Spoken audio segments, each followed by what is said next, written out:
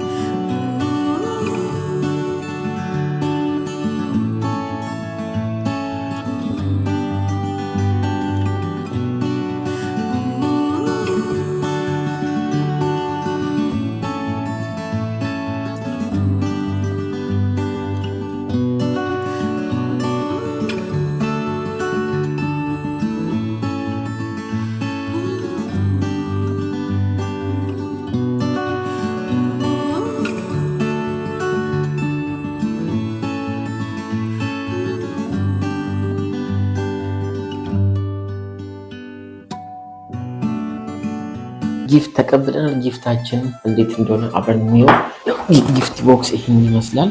እንደምታዩት ዩኒቨርሲቲያችን ስምና ሎጎ አለበት። ዘንድሮ በእነሱ የራቢት አመት ነው፣ እንደ የሮሽ ራቢት የጥንቸል አመት ነው እና 12 ዞዲያክ ሳይን አላቸው እና ዘንድሮ የራቢት አመት ነው። የመጀመሪያ ስጦታ ምንድነች? ምንገርም ጥንቸል ነች። ይሄ ገራሚ ብስኩት ነው እንደምታዩት፣ ጸዴ ብስኩት ነች። እናጫወታታለን ማለት ነው።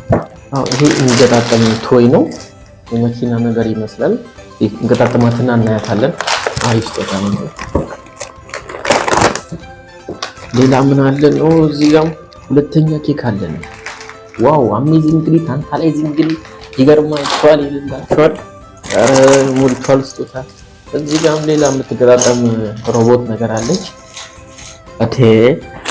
ምንድን ነው? ዋናው ከቻስት ይብላል።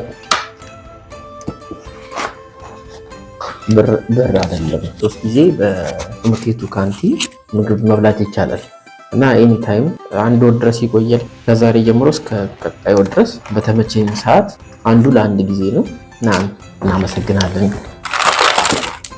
የሚገጣጠም ነገር በጣም ብዙ ነው እንዳለ ነው።